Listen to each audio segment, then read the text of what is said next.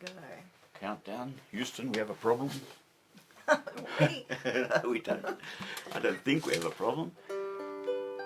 Let's see. Settle There we in. are. Okay. We just got to make sure we're all here. Welcome everybody.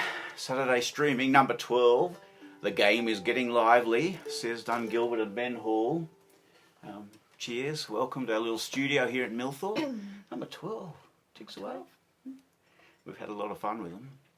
But this is the show where we will be singing from our home more than any other. We live in the Tablelands here in Millthorpe, if you're a bit further away and you're wondering. So we're 250 kilometres west of Sydney. Still in the high country, close to 1,000 metres here.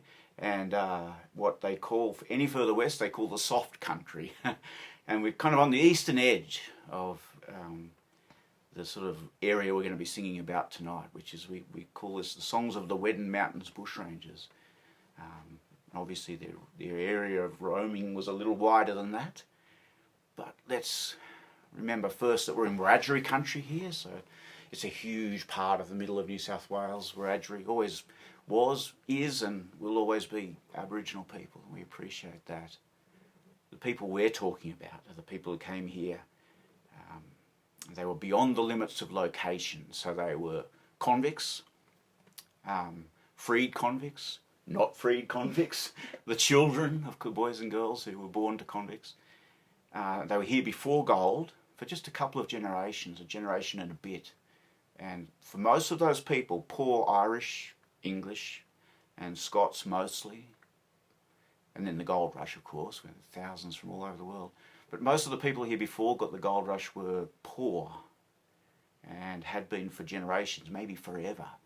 So the people, Ben Hall, Johnny Gilbert and little John Dunn and the rest of them, the hundreds and hundreds of bushrangers that roamed this area, were living beyond the limits of location. They had agency in their life for the first time ever. And it makes their response to the gold rush really exciting. The songs we'll be singing, the poems and stories, will be the songs of the time. We're going to try and let the songs tell you the story tonight. We're not really too worried about dodgy historical fact. This is folklore. This is what the people said and thought about what happened. Some of the pieces were actually written by the Bushrangers themselves. Some of them by very close relatives, including our first song today. Mm-hmm. One of arguably Australia's most famous folk song, The Streets of Forbes, written by John McGuire. You'll hear the name Ben Hall a lot tonight. John McGuire was Ben Hall's brother-in-law, and he wrote this song. And then John Manifold found it. He collected it. John Manifold was an interesting fella. He seemed to know what he wanted to find in the bush when he went looking for songs, and he did find this song. We found this one in the newspaper, though, actually, there in Trove. Yeah, John McGuire's original. We've used some of John's words and some of the words that Manifold put out. John wrote a whole book here. Who wrote the ballads? Well, often it was John himself, let's be honest. He knew what he should find, and sometimes he had to put a few words together and a tune, and a beautiful tune this is too. The Streets of Forbes. Welcome everybody. The game is getting lively. We'll start at the end with The Streets of Forbes.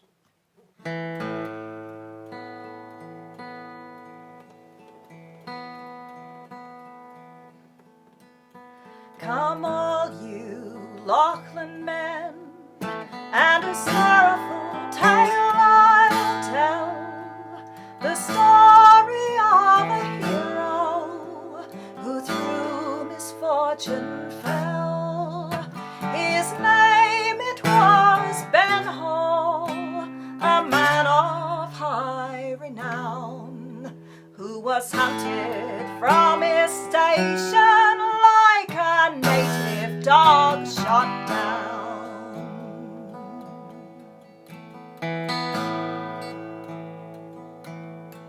3 years he roamed the roads, and he showed the track some fun.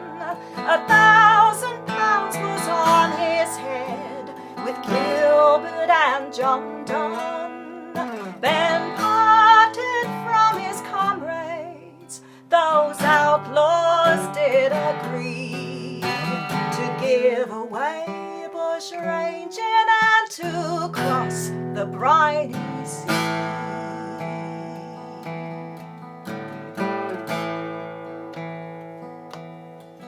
Then I went to Goobong Mick, and that was his downfall, for riddled like a sieve was the valiant Ben Hall. It was early in the morning, upon the 5th of May, when the 7 police surrounded him as fast asleep he lay.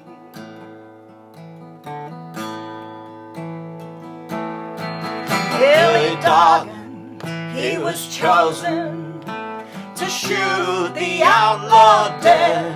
The troopers then fired madly and they filled him full of lead. They threw him on his horse and strapped him like a swag and led him through the streets of Forbes to show the prize they had.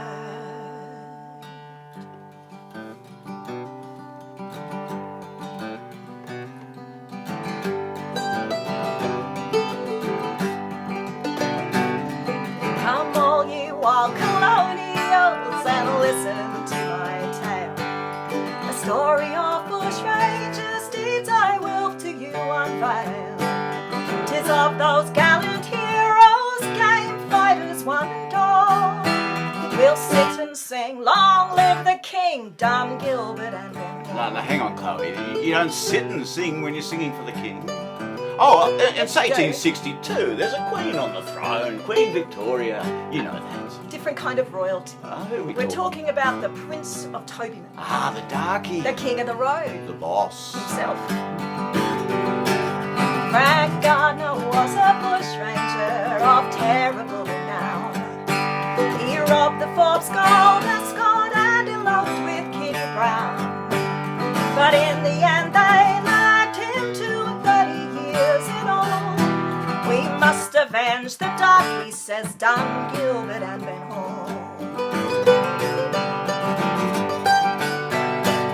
And Ben Hall, he was a squatted bloke who owned 1,000 head, and a peaceful man he was until arrested by Sir Fray.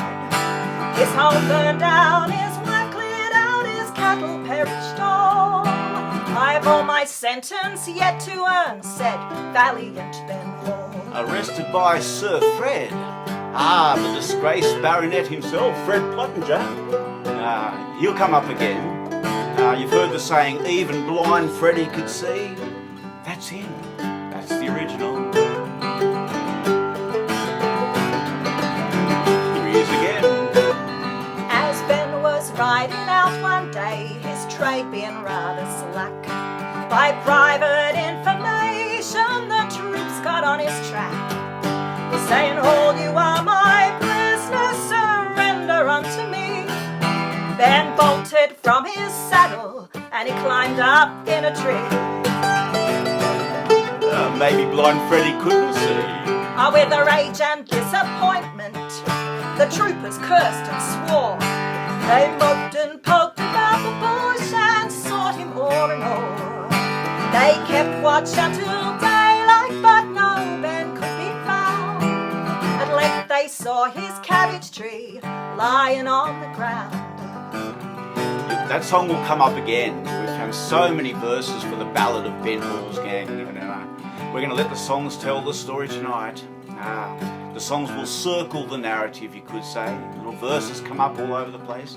We first learnt that song in a show that our mate Roger Hargraves gave us. It was a show that Graham McDonald had put together, and I think maybe Mark Walters was also someone singing that one. Maybe Margaret's there, I think. Perhaps you could answer, Margaret. But yes, the Ballad of Ben Hall's gang will come up again.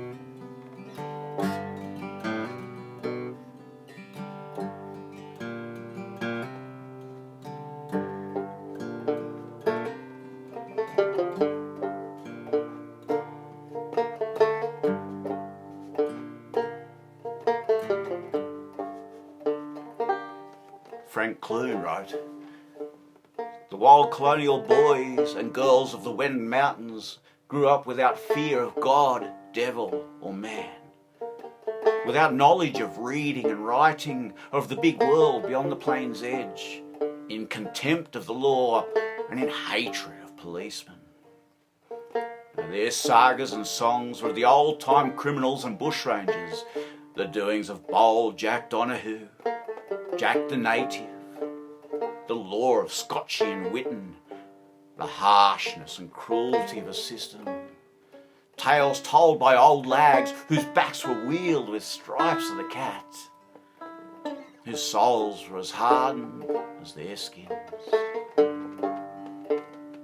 In all these stories, the villain was a policeman, aided and abetted by that lowest of things that crawl, an informer. The hero was the man who beat the law by dodging his squatting tax, duffing stock, or by breaking from prison bonds. And these were the tales, some boastful, some only too true. It's the native-born children of the Weddin Mountains heard from their earliest infancy. This was their education, a legacy of hate from the older generation, handed down to the children of a clean new land, pungent with the perfume, pines and wattle.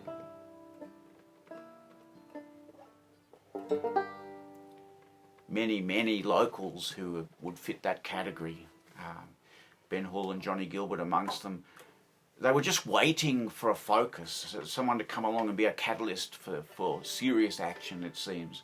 And the man who came along was Frank Gardiner,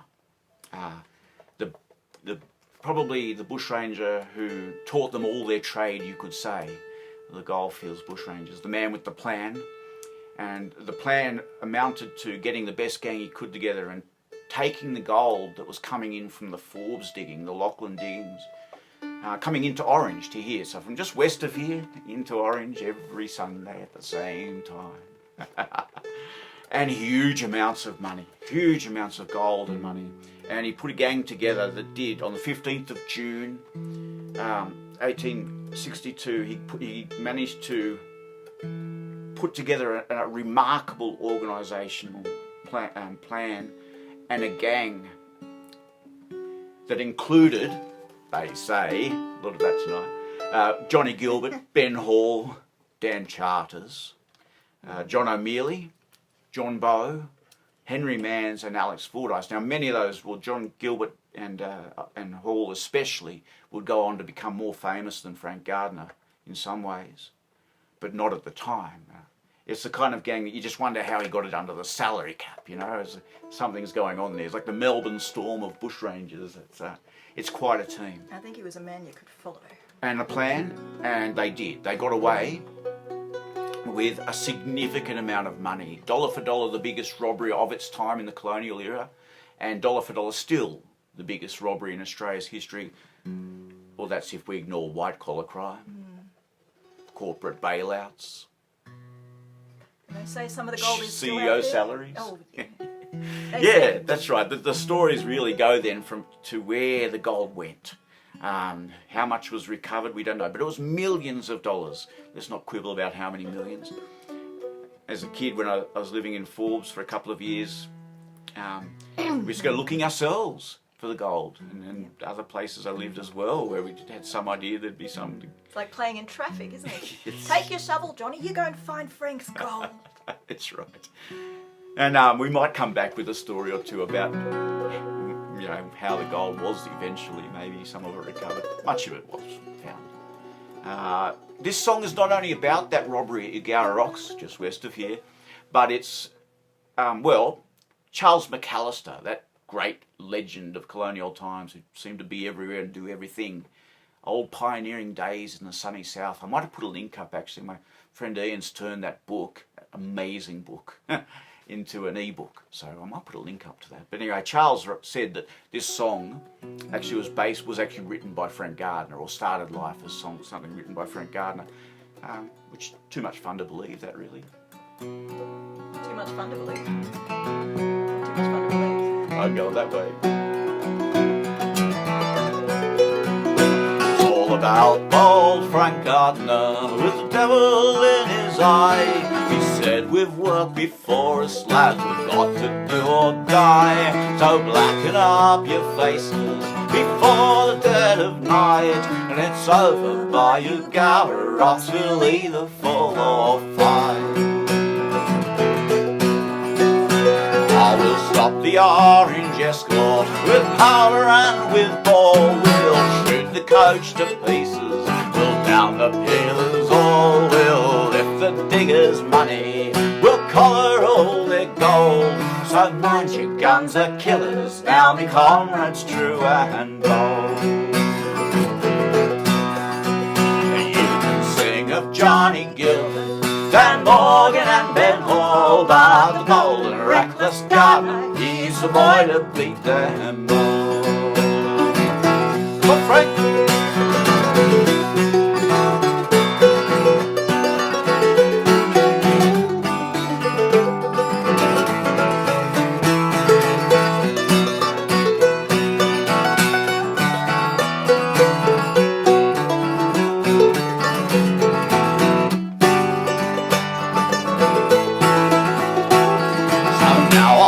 The rifles, the battle has begun. The escort started running, boys, all in the setting sun. The robbers seize their plunder, so saucy and so bold. They're riding from you Gower rocks encumbered with their gold. And you can sing of Johnny Gilbert, Dan Morgan and Ben Hall, but the bold and reckless Gardiner, he's the boy to beat them all. You've done it.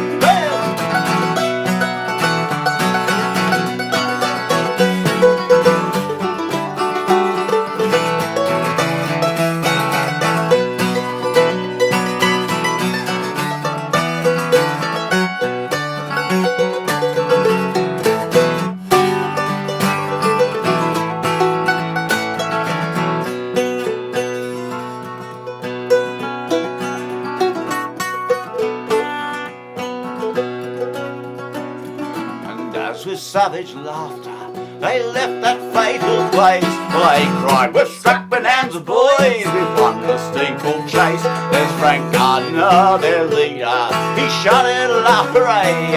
Oh, I think we've made our fortune at Gower rocks today.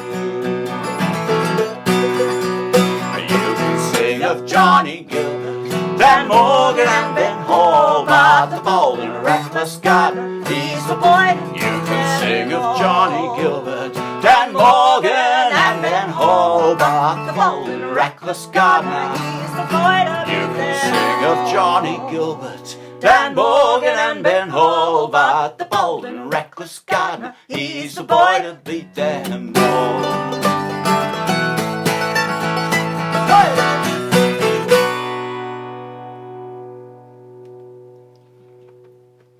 Right, so the next song we got for you now is A Step Along, The Bloody Fields of Wheogo.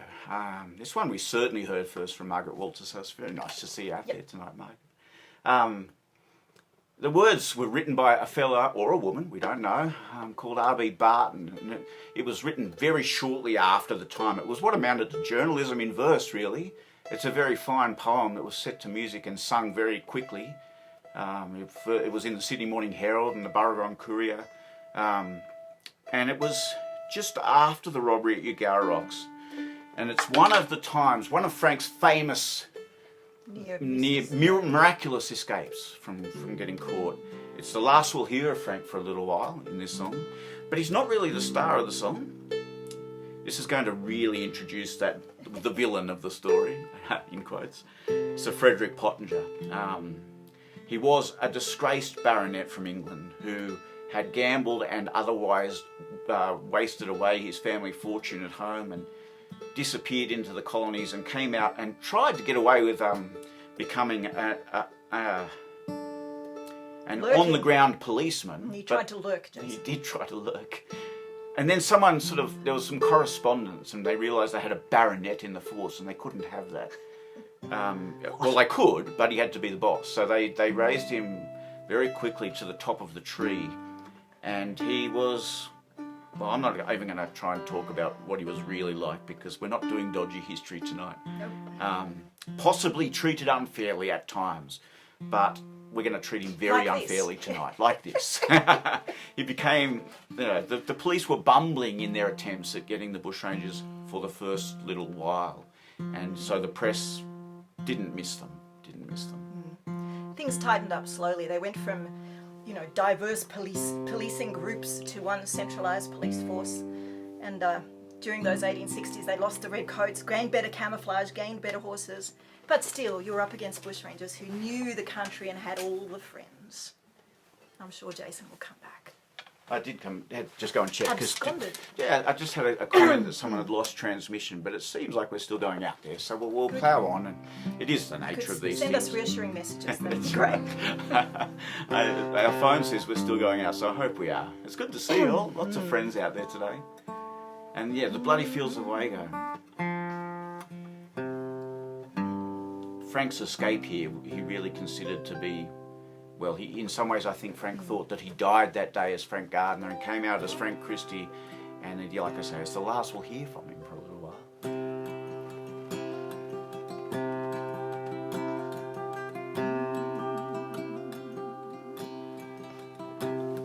The moon rides high in a starry sky, and through the midnight gloom a fairy scene of woodland green, her silver rays illume. Dark mountain show, a ridge of snow against a deep blue sky, and a winding stream with sparkling gleam flows merrily murmuring by. Not a sound is heard save a bowing stirred by the night wind's moaning sigh, or piercing and shrill echoed back by the hill a curlew's mournful cry.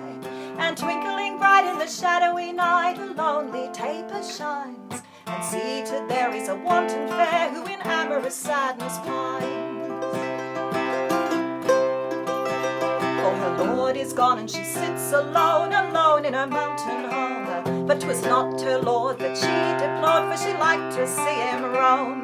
The joy in her heart is a bushranger smart, who lying like prowls all night, and with supper all spread and a four-post bed she waits by the flickering light. Equipped for fight in trappings bright came a band of warriors there, by gallant Sir Fred right gallantly led the ranger to seize in a snare. They spread all around and the house they surround, 9 men with revolver and gun. Our rewards on his head, cried the gallant Sir Fred, and we're 9 to the bushrangers 1. Still gleamed the light in the shades of the night, and still the pale moon shone, but no ranger came to cheer the dame as she sat by the window alone. The warriors bold were freezing with cold and wished they were in their beds, when the echoing beat of a horse's feet sent the blood in a rush to their heads. At gentle speed on a snow-white steed, and singing a joyous song, to the beckoning light in the shadowy night the bushranger rides along. A stalwart man was he to scan, and flushed with ruffian pride, in many a fray he had won the day, and the new police defied. Up started then Sir Fred and his men, with cocked carbines in hand, and called aloud to the ranger proud, on pain of death to stand. But the ranger proud, he laughed aloud, and bounding rode away, while for Fredericton Spot shut his eyes for a shot, and a mist in his usual way. His warriors then, like valiant men, with their carbines blazed away, and the whistling led on its mission sped, but whither none can say. The snow-white steed at gentle speed bore the ranger from their view, and left Sir Fred to return to bed, there was nothing else to do. But Sir Fredericton Pot with rage was hot as he looked at his warriors 8. They were 9 to 1 with revolver and gun, and he cursed his luckless fate. He shuddered to think how his glory would sink when the country heard of the mess, and the tale was told of his exploits bold in the columns of the press. In fury then he marched his men to the home of the wanton fair. With warlike din they entered in, and searched and ransacked there. In slumber sound a boy they found, and brave Sir Frederick said, by a flash in the pan we missed the man. so we'll take the boy instead. Yes, that's the way that Sir Frederick was treated. Blind Freddie, even blind Freddie could see, and yet he seemed to have these bumbling incidents which made him the subject of ridicule and farce. Take the boy instead. Yeah, they did. They did. Frank took in little Warrigal Walsh, Johnny Walsh, little Frank's lover and dear heart, Kitty.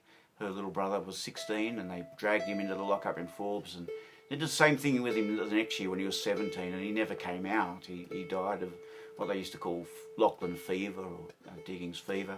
I should say also that Maury Styles was an old bloke a long time ago in Forbes, said to Rob Willis to try and put a date on it. He said, they used to really like singing that one in the shearing sheds. I bet you couldn't sing it in the shearing sheds. It was too much of a knock to the police, but they really enjoyed it. We are going to do now a song that comes from very close to our home here. It's a song that came from Mary Byrne originally, or that's where it was found. Just check that. Can they hear us, Jason? Yeah, I think so. Let us know. The tune for the Bloody Fields of Wheogo I pinched from Martin Carthy's The Devil and the Feathery Wife. There you go. I knew Margaret would chip in. Thank you. You. That one. Sorry, Margaret. Yes, thank you. Great. Yes, some time ago, Mary Byrne sang a song that was, well, it shows an Irish influence in the bushranging songs, and in the sense that it is whiskey in the jar done differently, but very differently. Mary came from Springside. Mary and Tom Burns came from Springside, which is just down the road. Literally 15 kilometres away. Everything's called Spring something around here. Springside. Spring Terrace. We live in Millthorpe, but it used to be Spring Grove, Spring Hill. So much post got lost, they changed the name. It's true. Yep. True. They had a vote and lost by one vote. Well, my side lost. It was a long time ago, but you preferred Spring Grove? I did. Bugger the post. Yeah. That's right, bugger the post. Let's live in Spring Grove, yeah. So it's a version of whiskey in the jar called the Abercrombie Mountain, and it's showing that same bravado. Yeah, we're still in that territory where people are showing their sympathy very clearly in the songs. Which side are you on? Well, it's very clear. And a lot of attitude as well. We actually learnt this song from Alex Hood. Alex Hood taught us this one. He said, I learnt this from an old bloke in the Post Office Hotel in Forbes. But when we learnt it, Alex Hood was an old bloke in the Albion Hotel in Forbes. So he taught us that. It seems to be where these songs come from. I like this one. Also think of our mate Roger Hargraves in Collector with this one. Yeah, it was a lot of fun playing it with him.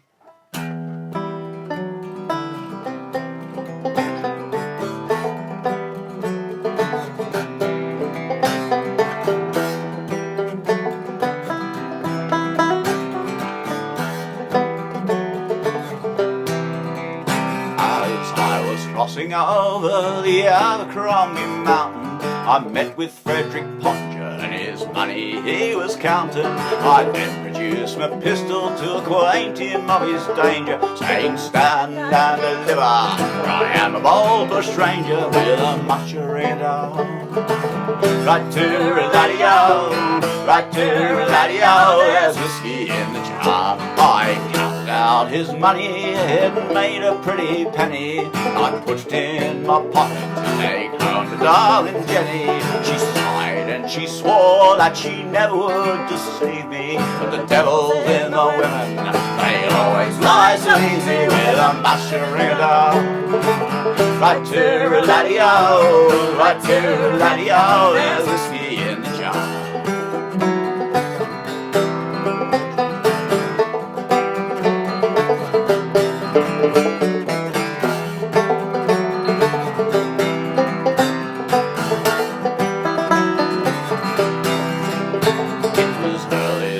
Morning, about 6 or 7, there were troopers all around me, and numbers odd and even. I then produced my pistol, but alas I was mistaken. Poor Jenny had wet the charges, and a prisoner I was taken with a mushroom.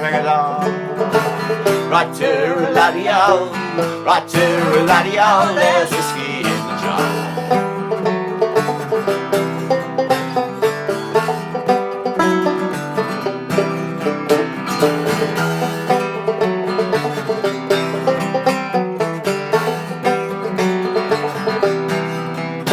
They threw me into Bathurst jail without no judge nor writing. The robbing of Frederick Potter up on Abercrombie Mountain.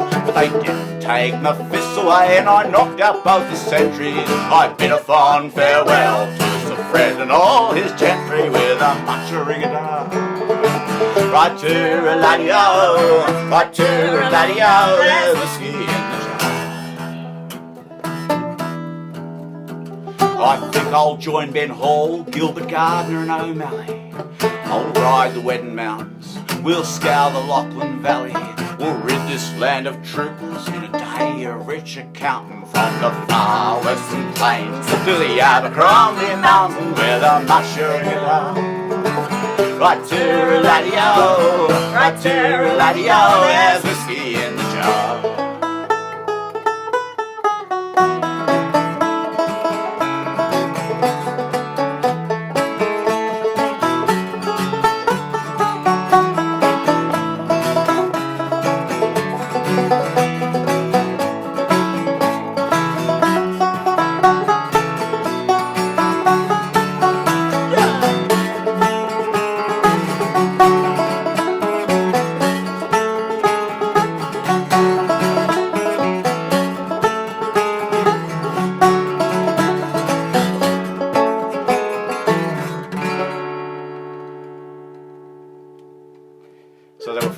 Some really interesting work. Whoever put that song together, we thank Alex Hood for it, but Mary Byrne just here up the road from us as well, a bit before then. Abercrombie Mountain, so the area south of here and west of here was common country to these guys. The Weddin Mountains is a little further out, but it was a lot of them spent time in the Weddin Mountains. It was a place of refuge. You know, it gets cold up in this country up here. So bushranging was a tough gig, a lifestyle choice, I think we would call it. What were you finding out today? They seem to be more busy in winter. Yes, I have noticed that. There's a town quite close to us here, which was the beneficiaries, depending on which side you're on, of the generosity of the gang. And the town is Canoundra. Here's another couple of verses from the Ballad of Ben Hall's gang that talk about the fun that was had. I mean, you're either hiding out in the bush, you're counting on sympathisers through the scrub, or you're putting on a party. And Canoundra was twice visited in 1863. Robinson Hotel was the site of much of the fun. 3 days. One of the visits was 3 days. Yeah, 3 days. Yeah, cockatoos at both ends of the main street, and the hotel was theirs, and the party was on. The drink flowed, and songs like this were written about that. And every report I've heard of the time at Canoundra, the fun, Johnny Gilbert's the boss. Johnny Gilbert's. Frank's long gone, remember? So we are now talking about what people might call the Ben Hall gang. Well, a lot of people, especially going back a few years, used to refer to the Johnny Gilbert gang rather than.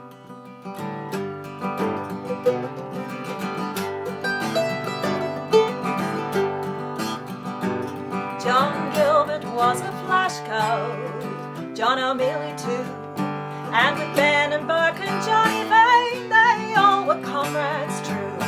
They rode into Canoundra and held a public ball.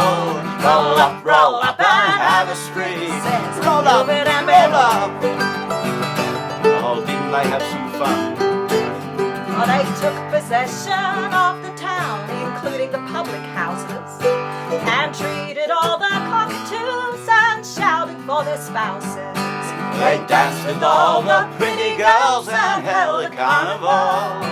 We don't hurt them who don't hurt us, says Gilbert and Ben Hall. No, they weren't silly, hey?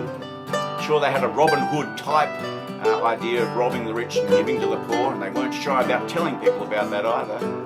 But it just made sense. Without the support of the local population, they knew the game was a short one.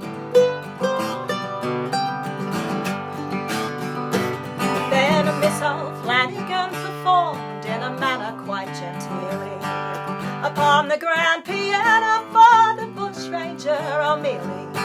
Roll up, it's just a lot for women, kids and all. We'll rob the rich and help the poor. war, says Gilbert and Ben Hall. Will rob the rich and help the poor. Let's see what Edward Harrington had to say about that just a little while later. Well, this happened many years ago, before the bush was cleared, when every man stood 6 foot high and wore a big flowing beard. One very hot and windy day, along the old coach road towards Joe Murphy's halfway house, a bearded bushman strode. He was a huge, hairy man, well over 6 foot high. An old slouch hat was on his head, and murder in his eye. No billy can was in his hand, no heavy swag he bore, but deep and awful were the oaths this Swagless Swaggie swore. At last he reached the shanty door, and into the bar he burst. He dumped his hat down on the floor, and he cursed, and cursed, and cursed. Now, a neighbouring shearing shed had just cut out, so the bar was nearly full of shearers, and some bullockies had come to cart the wool. They were a rough and ready lot. The bushmen gathered there, but every man was stricken dumb to hear that stranger swear. He cursed the bush, he cursed mankind, the whole wide universe. It froze their very blood to hear that Swagless Swaggie curse. Well, Joe Murphy seized an empty pot and he filled it brimming full. The stranger raised it to his lips and took a mighty pull, and this seemed to cool him down a bit. So he finished off the ale, and to the crowd there at the bar, he told his awful tale. I met the Ben Hall gang, he said. The bastards stuck me up. Well, they pinched me billy, they pinched me swag, they pinched me flamin' pup. They turned me pockets inside out and took me only quid. I never thought they'd take me pipe, but so help me God, they did. I spoke to him as man to man. I said I'd fight 'em one and all. I'd have broke O'Mealy's neck, tanned the hide of Ben Hall. But they only laughed, waved goodbye, and rode away to brag of how they'd stuck a poor Swaggie up and robbed him of his swag. Now, I never done 'em any harm. I thought them decent chaps. But now I wouldn't raise my hand to save 'em from the traps. No, I'm finished with the bush for good. I'm off to Wheogo town. They don't stick swaggies up, and they don't take swaggies down.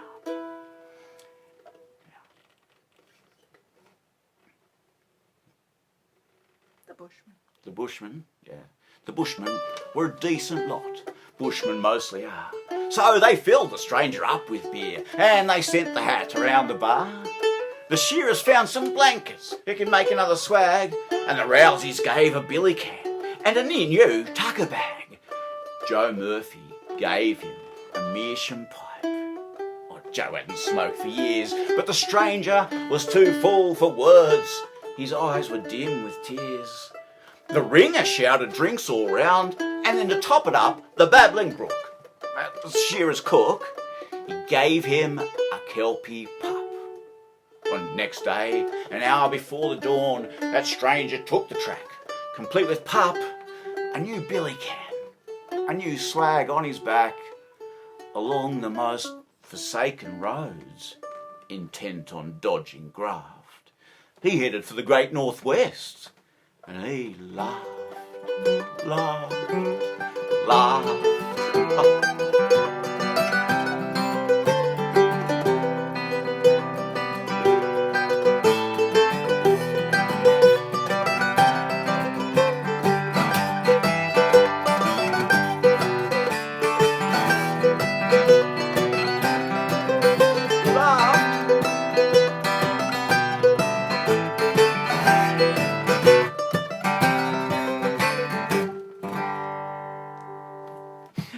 I noticed Valdelo was out there tonight. I'm not sure if she still is, but I'm hoping she is. I'm not very good at looking at these messages while we're playing, but thanks to I see some lovely names there. Hi Kathy, hi Christina.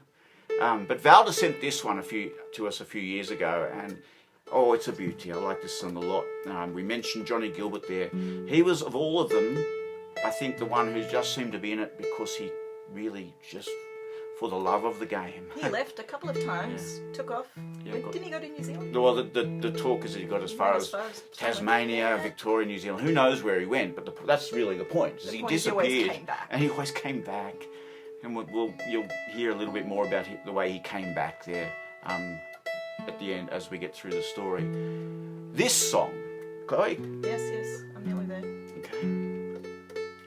Is a really exciting find of Valda's. I think it was Trove, Valda, searching around in Trove, and this song turned up. Now, if John Dengate was here, he'd say, "What's this tune?" And if you knew, you'd yell it out. If you didn't, you'd dodge his eyes, hide up the back somewhere. You'd say, "Oh, it's Billy of Tea, yeah? Billy of Tea, that Australian song, it's a lovely song, Australian song. That one about beer being better than beer or whiskey." If you said that to John, he'd say, "It's metaphorical." And John or someone in the crowd might say, "Well, actually, before that, it was Bonnie Dundee." You can hear that Scottish snap in the tune. It's an old Scottish song. Well, yes, Trove, thanks, Valda.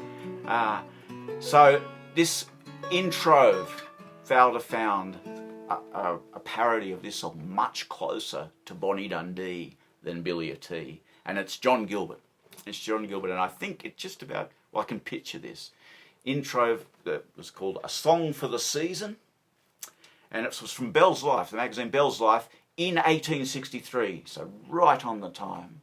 And it said, "Words by William Barlow, an old Scotch air," and then the best bit, it says, "Sung with great applause by Mr. John Gilbert on the Weddin course." And like I say, you can just about picture it.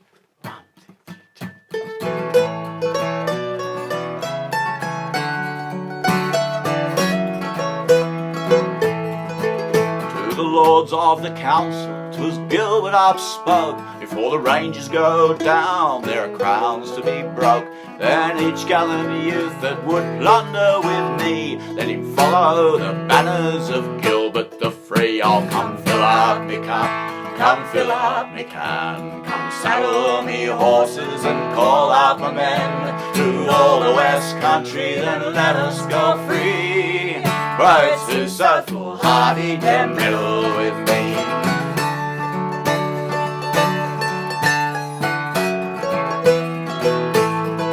Bold Gilbert is mounted, he rides through the west, through all the wide quarter, his steed is the best. From Cooming's fair stable he took him for force, and Cooming's young lord still laments for his loss. "Oh, come fill up me cup, come fill up me can, come saddle me horses and call out my men. Through all the West Country then let us go free, for it's too so foolhardy to meddle with me."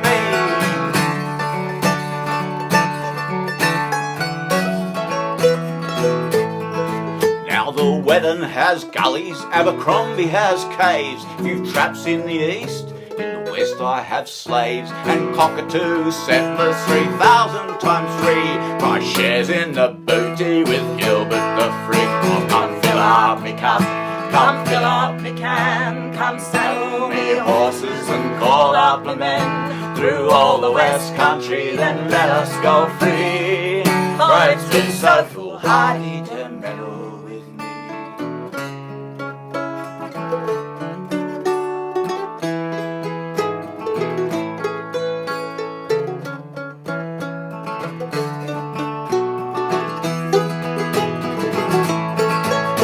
I'll pillage the banks, I'll stick up your stores, I'll rout your sham escorts, I'll laugh at your lords, and tremble false loons in the midst of your glee. You've not seen the last of old Millie and me.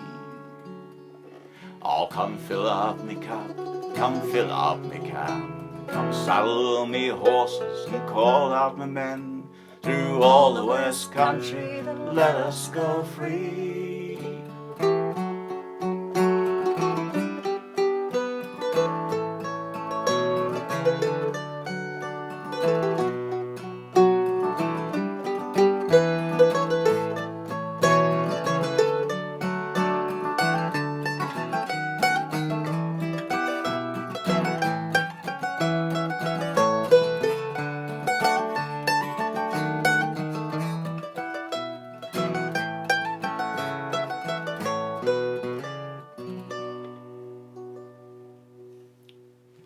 hinted at the end of that song, for all the bravado of these songs, there's a verse in there about Gilbert taking Cooming's young son's horse. Now that was part of the raid on Bathurst. And it's one thing to hold Canoundra for 3 days. It's one thing to ride into Carcoar and have a party.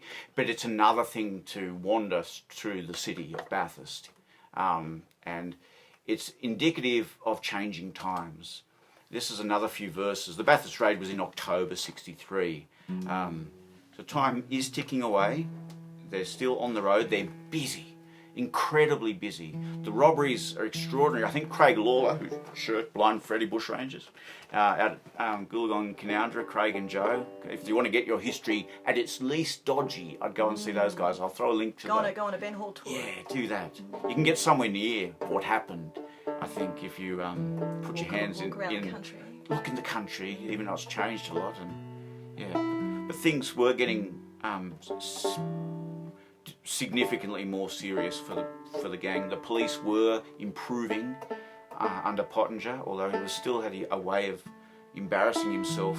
And yes, we'll say a bit more about that in a second. But this is another few verses from Ben's gang, but to reflect the way the feeling is changing around the gang, we've panel beat the beautiful Black Horse tune into a minor key to reflect that.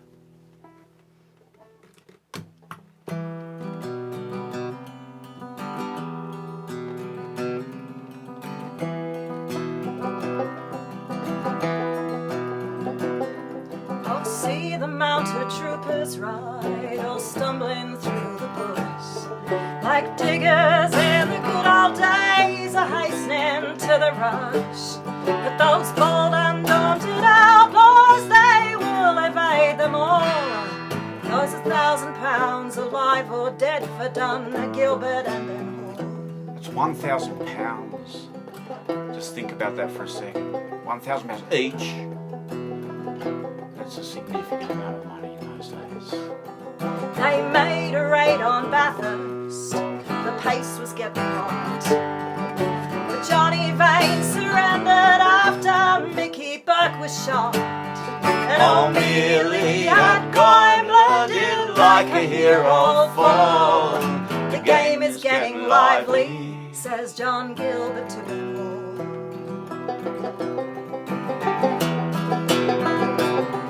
Then Gilbert took a holiday, Ben Hall got new recruits.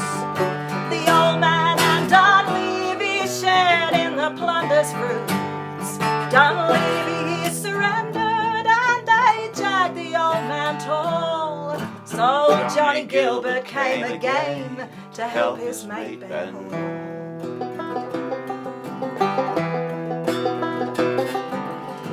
Dunny was a jockey bloke, riding all the winners, until he joined Hall's gang to rob the publicans and sinners.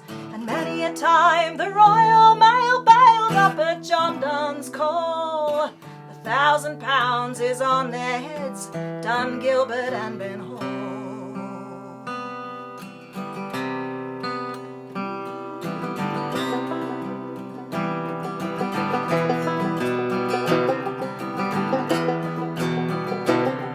And over all your watches and the banknotes in your purses, all travellers must pay toll to us, we don't care for your curses. We are the rulers of the roads, we've seen the troopers fall, and we want your golden money, says Dun Gilbert and Ben Hall.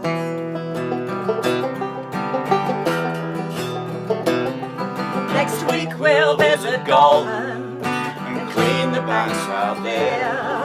So if you see the pillars, better tell them to beware. Someday to Sydney City we mean to pay a call, and we'll take the whole damn country, says Dun Gilbert and Ben Hall.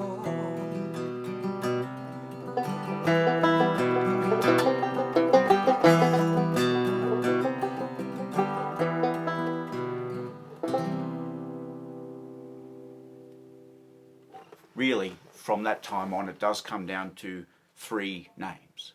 John Dunn, who was introduced there to as the young jockey, who was the new recruit, and Gilbert, who couldn't stay away, and Ben Hall. We're going to do 2 songs here now about Ben Hall. I haven't said too much about him yet. This is a song called My Name is Ben Hall.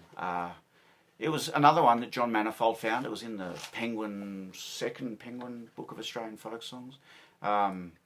We learnt it from Roger, our mate in the band Collector, Roger Hargraves. Collector album just there. This one. That one. Cheers, Rog. Catch up again one day. Was a lot of fun, that album. So that's the big band playing all of these songs, and it's huge. We've been having a lot of fun exploring that again this week. John Manifold, as we said earlier, who wrote the ballads, well, often John did himself. But he usually passed them off as a collected piece, and often they were partly collected. He did say in the Penguin's book of songs that this My Name is Ben Hall song was set to the very familiar Irish-Australian Vars of Vienna, the dear Irish boy attire of any other bush musician, except in John Manifold's book, but it does suit this song very well. It reflects Ben's birthplace, not out in this part of the world at all, but actually at Murrurundi, and actually born just outside of Maitland before he came out to this country. So, My Name is Ben Hall. Things are getting very serious for these 3 lads now, and this sort of reflects that feeling as well.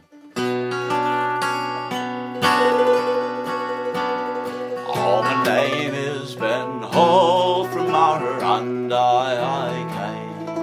The cause of my turnout, she's all know the same. I was sent to the jail, my cattle turned to the crown. I was forced to the bush, my sorrows to drown. I was always well mounted with me gun in my hand. And I spoke people fair when I bid them to stand. But I acted most gently towards all womankind. Now my false life's behaviour was still in my mind. Well, I once met a squatter and I knew he had cash. But just the evening before he'd been cutting a dash. But he handed straight over when my pistols I showed. So I gave back £5 he might spend on the road.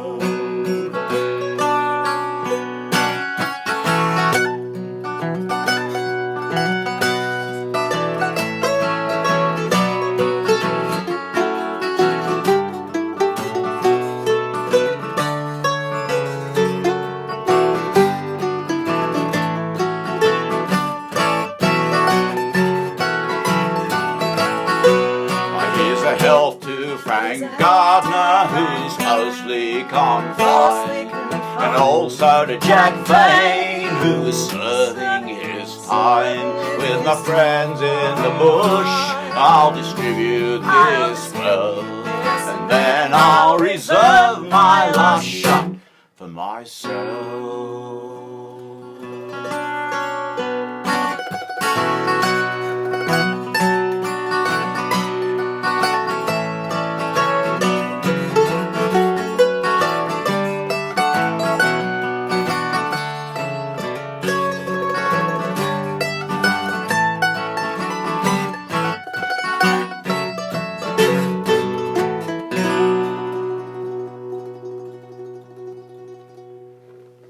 Johnny Gilbert shot Constable Parry near Jugiong, down south of here, in November '64, the 11th of November. Another thing to remember in Australia on the 11th of November. And then Pottinger rode in a race on a horse called Bushranger, Ringagong, just outside of Forbes, and everyone knew that Hall, Dunn and Gilbert, probably all 3, were there. And this was not done. I mean, he had embarrassed himself so many times. So even despite his status, his breeding, he was sacked. He was asked to resign, and heading down in January 65 to Sydney to basically use his connections to sort of clear his name up again, I think. And he got off the Cobb & Co. Coach at Blaxland in the mountains. So he was almost at Penrith, where he was going to hop off the coach and hop on the train. He saw some plums, and he went over and picked some plums, some fruit. But, you know, everyone waits for a baronet, but not Cobb & Co. So the coach took off, and he started running after the coach. You know, I can imagine him kind of incredulous that they would dare to leave him, I don't know. But in stumbling to get on the coach, somewhere in there, he managed to shoot himself near to the heart. It missed his heart. He didn't die straight away, but over the next few days he got crooker and crooker, and he did. So Pottinger is now dead. And then on the 26th of January in 65, little Johnny Dunn is forced to shoot Nelson at Collector. The constable, he had asked Nelson to stand. Nelson wouldn't stand, and he was forced into a situation where he had now killed a policeman as well. So time is running out now. On Boxing Day, 64, I should throw in there, they also had a remarkable party down at Binder, south of here, through the Abercrombie, down to Binder, where they went with the three girls to the ball, and there was a local storekeeper who they believed was profiteering badly on the locals. Now, John, when the Kelly gang outbreak happened, they had a Joe Byrne who could write Kelly's thoughts down, so we know what Ned Kelly thought politically speaking. We have nothing from these earlier Bushrangers written, not very much, but we have their actions. Unless you count their songs. Yeah, and the songs, we have the songs. We have their actions. So they burnt Morris's store in order to burn the records of the debt to the local population. That's the story. But this is another serious act, and time is running out, and by the May, the gang had really thrown the three of them, Dunn, Gilbert and Ben Hall, were looking for a way out, it seems. They split up. Ben Hall was still around Forbes. Dunn and Gilbert had headed south at this point. Sally Sloane is a singer who was born in Parkes, just up the road from Forbes, just 30k away, in 1892. And Ben Hall's sister-in-law was a midwife at Sally's birth. And she sang one of my favourite songs of all time about the death of Ben Hall. There are several songs we could have picked, but this is the one we're going to play. And she also just had some interesting things to say about Ben. Ben was murdered on the plane there. We've sung about it already. The story was that there were 32 bullet wounds in Ben's body from when he was shot at dawn. But this is what Sally Sloane had to say to John Meredith when she sang this song. Yes, John asked her, tell me about Ben Hall. Sally said, Mother knew Ben Hall's sister-in-law. She brought us into the world. I saw the place where Ben was killed. He lay down this day in ambush near Forbes on the Lachlan Plain to have a rest. And Kubung Mick, well, he always used to look after his money for him. And he lay there this day waiting for Kubung Mick to bring food. And instead of bringing food, he brought the cops. And when the policemen come, they surrounded him and riddled his body with bullets. Mrs Kubung Mick knew that her husband used to look after the money for Ben Hall. And when she heard these here shots going into poor Ben Hall, she put her fingers to her ears and she said, oh my God, poor Ben, that's Ben. She said, my husband has betrayed him. Now, she was carrying a child at the time, and when the child was born, it had 32 white spots on it. And that child was exhibited through the length and breadth of Australia for show purposes. And poor Ben Hall, he had a property of his own near Forbes, and all the bad deeds that used to be done used to be pinned on to poor Ben Hall. And he was yarding his cattle this day, and they came onto him and took him into Forbes for a trial for something he didn't do. And all his cattle were left in the yard.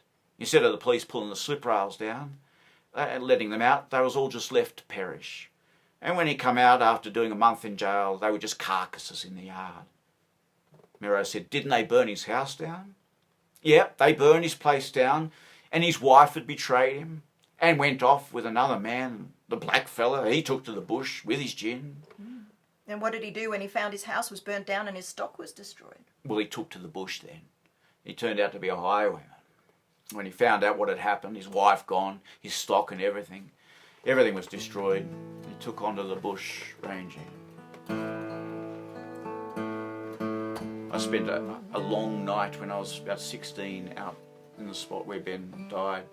A long night camped out waiting to see what would happen. And, it was a great night.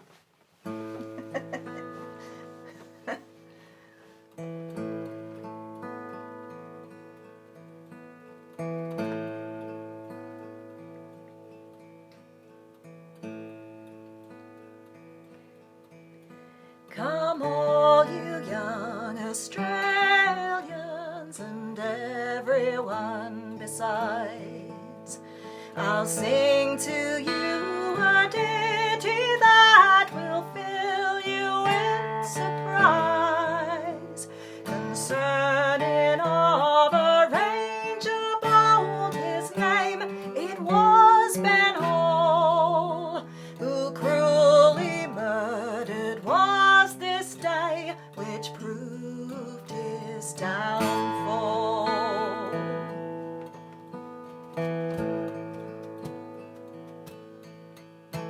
An outcast from society, he was forced to take the road.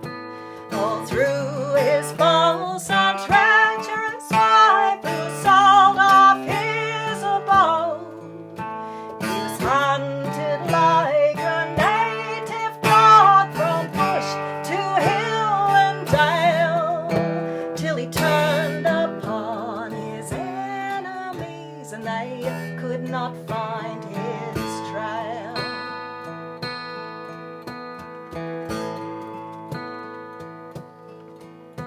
All out with his companions, men's blood he scorned to shed. He oft times stayed their lifted hands with vengeance on their heads. No petty, mean, or pilfering act he ever stooped to do, but robbed a rich and hearty man and scorned to rob the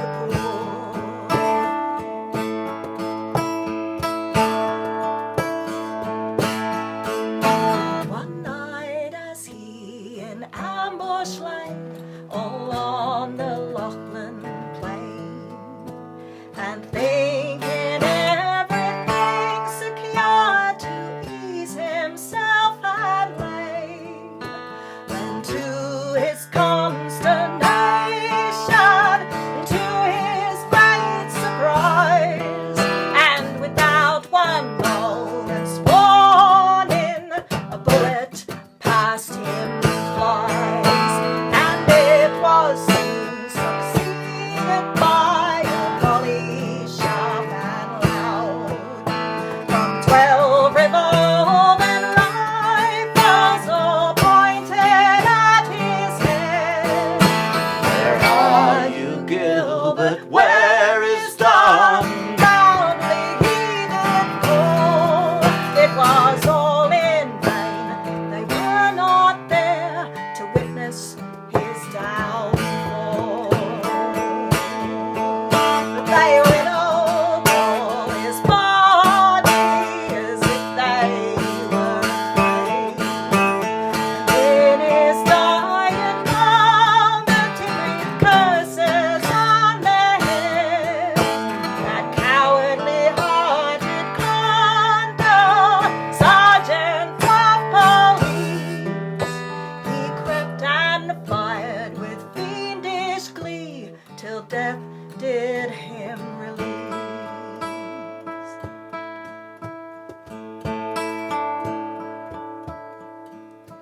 Although he had a lion's heart, more braver than the brave, those cowards shot him like a dog, no word of challenge gave. Though many friends had poor Ben Hall, his enemies were few. Like the emblems of his native land, his days were numbered too.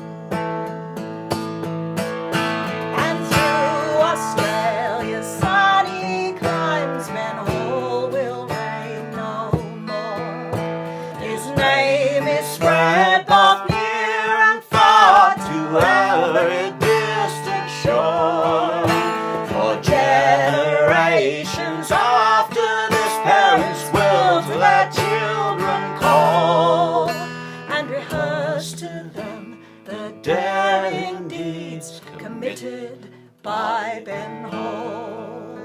Rehearse to them the daring deeds committed by Ben Hall. That's why it's better to let the songs tell the story. That's Sally's amazing song about the death of Ben Hall, and it tells you pretty much what you need to know. Gubang Mick, the man who supposedly betrayed Ben, according to most of the stories, met several different ends. I've heard that he was beaten to death the first time he stepped into the local hotel, the closest hotel to his home. I've heard that he came home drunk from a pub one night soon after betraying Ben and was eaten by his own dogs. The stories about him tell you what people thought of Ben Hall. Johnny Gilbert had gone south with Dunn. They're the only two left now. A lot of sympathisers left, but a lot of sheep now, not cattle so much. A lot of fences now, not so much running steers and duffing stock being an understood way the business worked, but fenced country with new people on the land after the gold, and £1,000 on each of these people's heads. And there's some stories about a general amnesty being offered.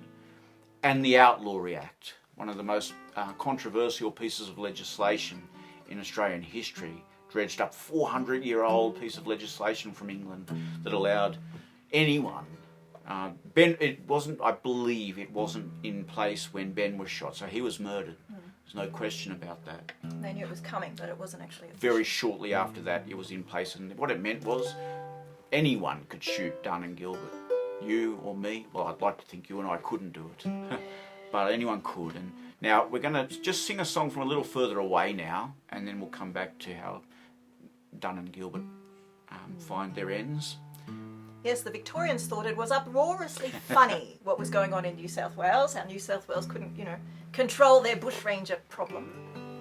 And there's a great piece called John Gilbert Bushranger, reflecting the times they were going to get their own. Ned Kelly was coming. Yes, that's true.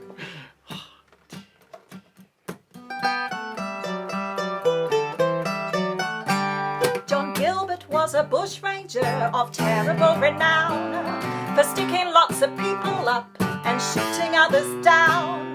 John Gilbert said unto his pals, although they make a mockery about our tricks, we've never done a tip-top thing in robbery.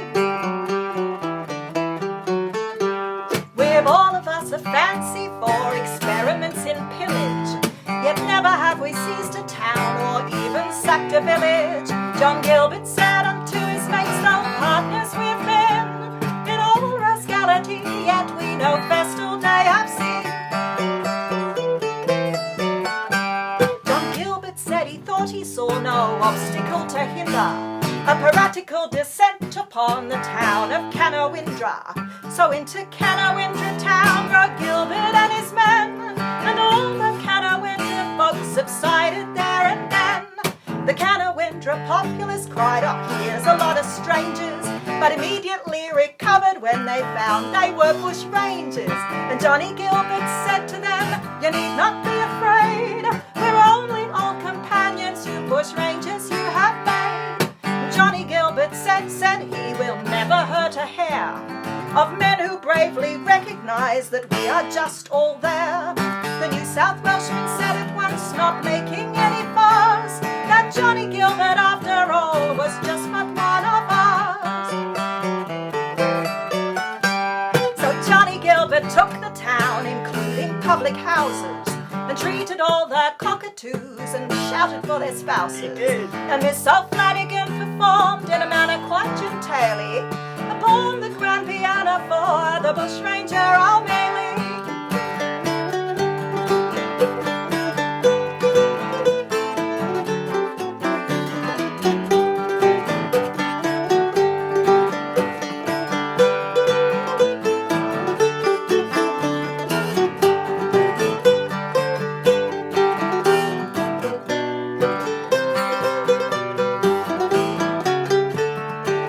This is what she played. Could have easily been, eh?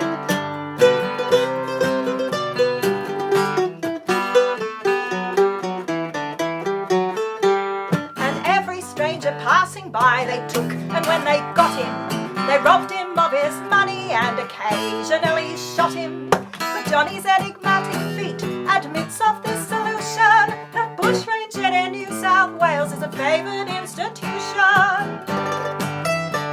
It's actually Jabbo's Lance's tune. It's a lovely tune. Rob Willis and John Meredith found this one, I think.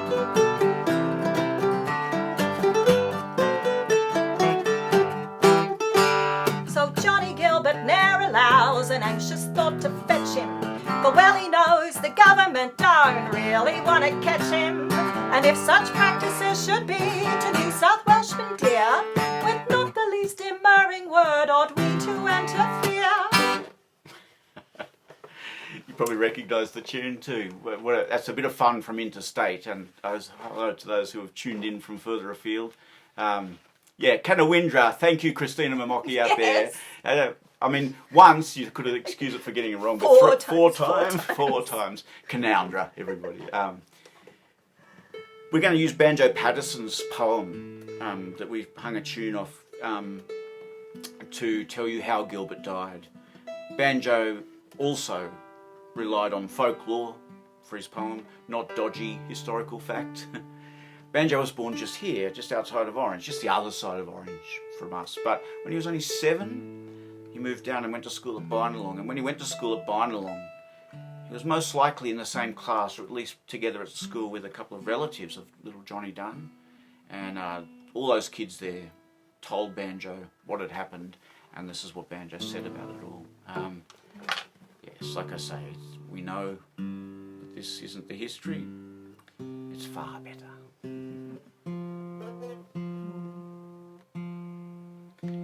Kathy liked that last one too, I think. Yeah, I was thinking as we were playing it, just tune this a little bit, how things have got a bit interesting between the states lately in Australia, and take a quick moment to say, well done Victoria.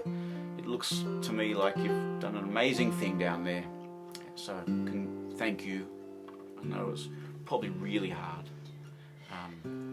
Yes, thanks on behalf of all the rest of us. That's right. Yeah. And we'll forgive you that Canawindra thing. How Gilbert Died. From the Bulletin, 1894. This is only 8 days after Ben was shot on the Lachlan Plain, but this is down at Bynalong. 1894. He wrote the poem in 94. There's never a stone at the sleeper's head, there's never a fence beside, and the wandering stock on the grave may tread unnoticed and undenied. But the smallest child on the watershed can tell you how Gilbert died. For he rode at dusk with his comrade Dunn to the hut at the Stockman's Ford. In the waning light of the sinking sun they peered with a fierce accord. They were outlaws both, and on each man's head was £1,000 reward. They'd taken toll of the country round, and the troopers came behind, with a black that tracked like a human hound through the scrub and the ranges blind. He could run the trail where a white man's eye no sign of a track could find. He had hunted them out of the One Tree Hill and over the Old Man Plain, but they wheeled their tracks with a might and skill, and they made for the range again. Then away to the hut where Dunn's grandsire dwelt, they rode with a loosened rein. And Dunn's grandsire gave them a greeting bold, come in and rest in peace. No safer place does the country hold, and with night the pursuit must cease. And we'll drink success to the roving boys, and to hell with the black police. But they went to death when they entered there in the hut at the Stockman's Ford. For the grandsire's words were as false as fair, they were doomed to the hangman's cord. He had sold them both to the black police for the sake of the big reward.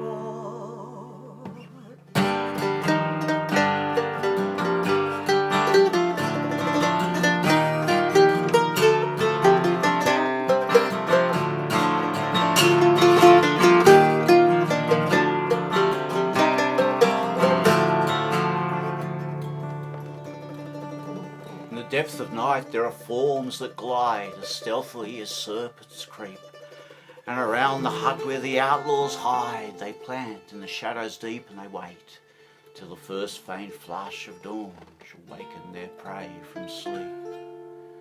But Gilbert wakes while the night is dark, a restless sleeper eye. He's heard the sound of sheepdogs bark and his horse's warning neigh, and he says to his mate, "There are hawks abroad, it's time that we were away." Their rifles stood at the stretch ahead, their bridles lay to hand. They wakened the old man out of his bed when they heard the sharp command, "In the name of the Queen, lay down your arms, now done, and Gilbert, stand." Well, Gilbert reached for his rifle true, that close at his hand he kept. He pointed it straight at the voice and drew, but never a flash outleapt, for the water ran from the rifle breech. It was drenched while the outlaws slept. Well, he dropped the piece with a bitter oath, and he turned to his comrade Dunn. "We're sold," he said, "we're dead men both. But there may be a chance for one. I'll stop, I'll fight with the pistol here. You take to your heels, run." Dunn crept out on his hands and knees in the dim, half-dawning light.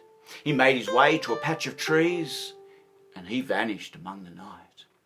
And the trackers hunted his tracks all day, but they never could trace his flight.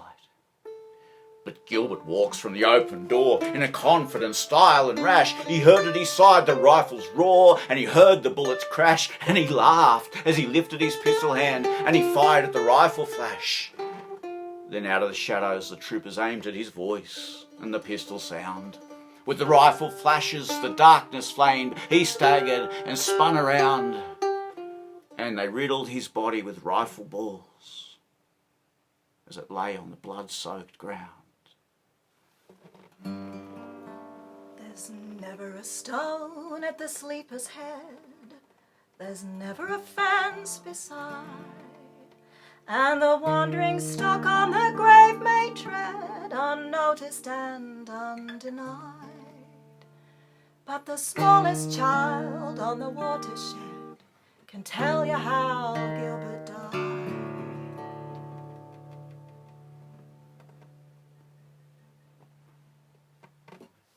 And then there was one. No, there wasn't, folks. Frank Gardiner was still alive. Frank had got away with Kitty, and via Melbourne and the colony down there, he had eventually found his way to Aphis Creek outside of Rockhampton, another gold rush, but he knew better than to, he had gone straight. He had so many miraculous escapes. He was the man who started it all, and now he's a straight businessman. He's partners with another bloke in a shop and pub at Aphis Creek on the goldfields, and doing very well, thank you. But money was no object. The gold, various stories about how much of the Wheogo Rocks gold was recovered, but not all of it. Not all of it. And Frank, by this stage, was doing okay, but he wasn't to last forever. Eventually, he was caught. Yes, there's various stories. Somebody recognised him, or Kitty sent a letter home, and the police intercepted it, and they came up and found the happy couple. 3 policemen from New South Wales, and yes, one of them was a James Pye, who's actually an ancestor of mine. I don't like to talk about it too much. He's kind of like the black sheep of the family.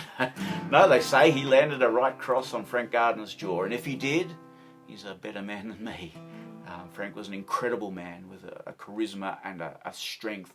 He lasted at Cockatoo as a young man with no sign that he struggled at all. A remarkable man, and he's still going. So is Johnny Dunn, but this is how Frank Gardiner was caught at last.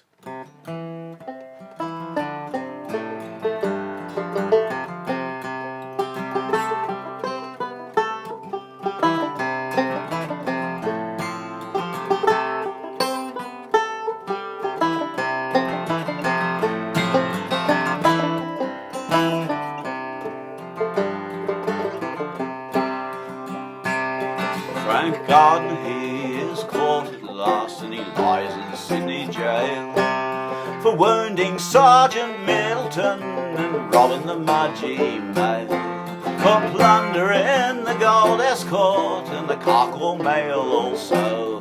And it was for gold that he made so bold not so long ago.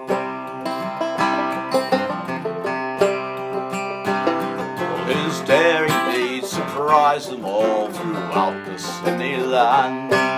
So on his friends he paid a call, and he quickly raised a band. And fortune always favoured him until the time of late. Yes, until Ben Hall and Gilbert met with their dreadful fate. Now young Vaney has surrendered, Ben Hall's got his death wound. And as for Johnny Gilbert, near Bynalong was found.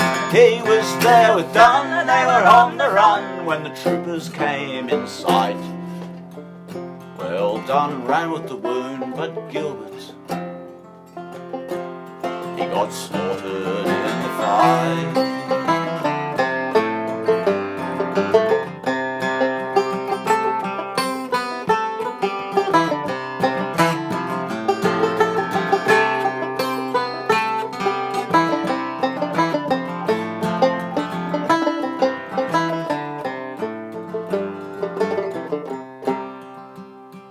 Farewell and adieu to outlaw Frank, you were the poor man's friend.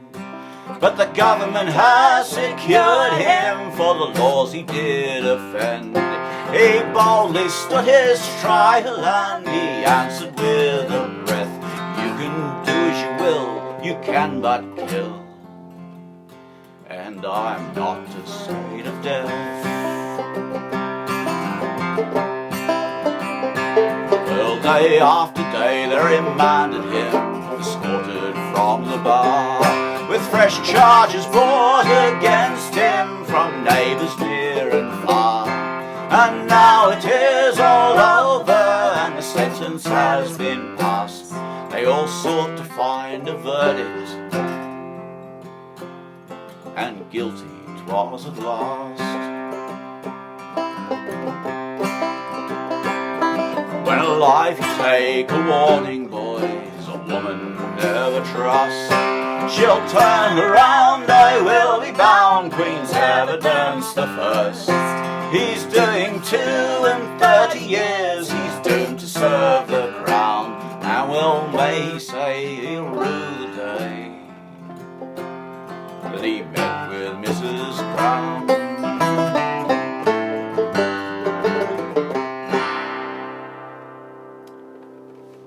Folks, we have time for one more song. Frank Gardiner is caught, and he did. 32 years was his sentence.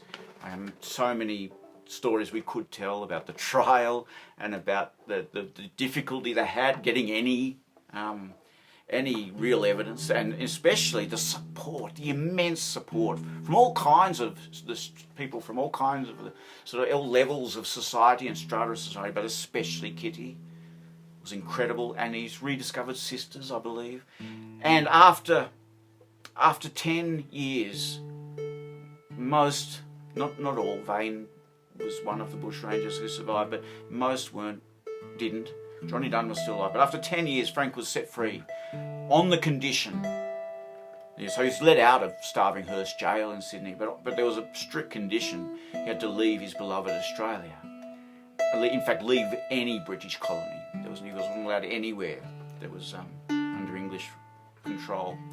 So via Hong Kong, he couldn't have picked anywhere more Australian in the world. He went to Sydney Cove, San Francisco, where San Francisco had been nearly a third Australian at that time. The famous Sydney Ducks were there. They welcomed him as a hero and bought him a pub.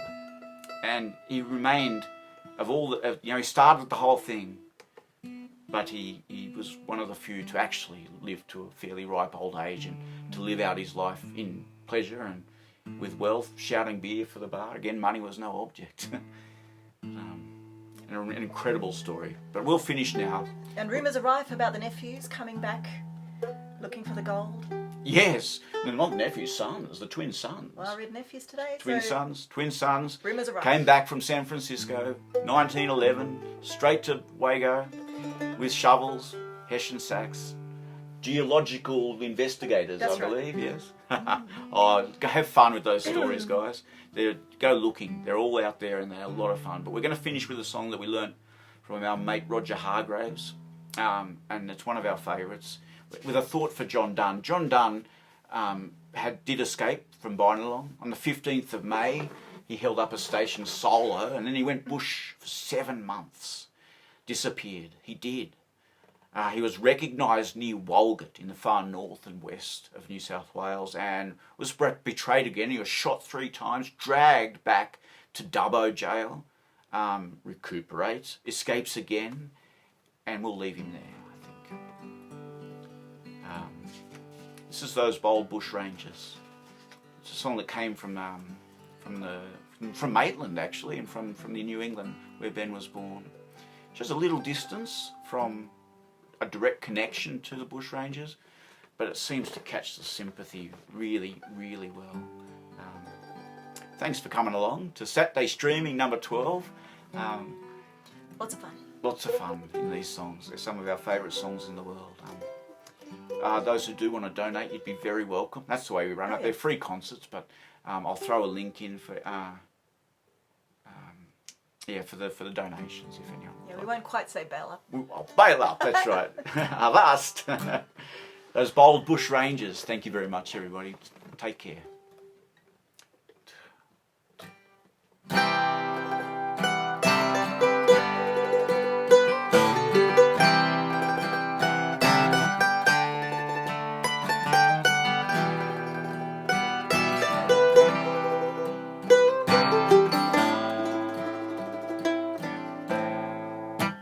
To be taken and hung like bacon, if I'm not mistaken, it's an awful job. Just like old Peasley, which I think was beastly, and poor young mans who ne'er sold it wrong. Sure, I think Cockatoo, sir, would very well do so, for all the deeds of our highway nights. Well, they're no worse than our members, those devil's embers, who'd rob the people of all their rights. Sure, they braved no dangers, those bold bushrangers. Many's the trap, did they double up, and for days and nights, sure, them hardy white sure controlled the bush without bridle or sup. But our brave Ben Hall, sirs, eclipsed them all, sir, and in his last moment his flag unfurled, and for the possums jumped across him. Traps wouldn't have catched him in this blessed world. Short 10 shots they fired, boys, before they got tired, boys. And the last one hit Ben all in the head, saying as he expired, boys, well, I'm glad you's fired, boys, for I wouldn't have been taken any way but dead.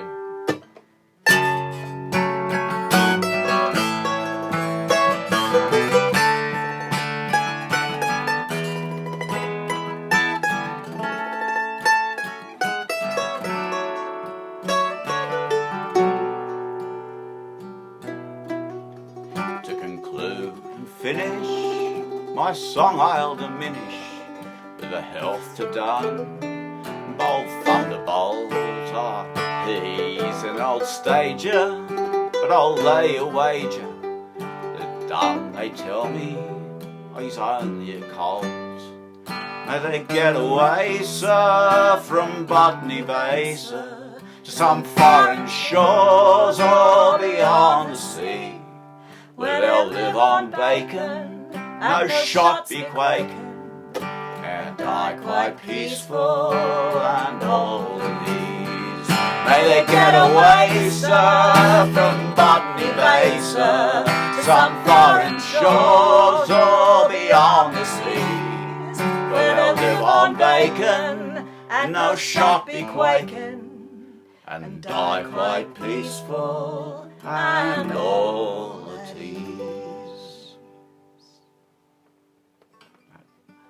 I had an escape in my mind when I was a kid and I first heard these stories living out here from my great-grandparents, great-nanny on the farm and other people, where those last 3 did get away. But it was Frank in the end. It was Frank in the end. guys, thank you very much. I hope you've enjoyed the songs. There's so many other stories around the songs that we could have gone to, but the songs are the real love of ours, the folklore, not the dodgy historical fact, as we say. Next week we've got a variety night, which have been fun. They've been really good. I hope the next one is. We haven't made much thought into it, but it's a bit lighter in tone. Yeah. Gives us a chance to pull out all the things that we've been inspired by over the years from some of the fun concerts, extras at the dances, sort of stuff. All that stuff, all that fun stuff. And in 2 weeks we do our third hour-and-a-half show, taking Henry Lawson through the last 20 years of his life and his material. But anyway, thanks very much, and we hope to catch you around the traps when catching you around the traps is what we do again. But in the meantime, take care. Good night.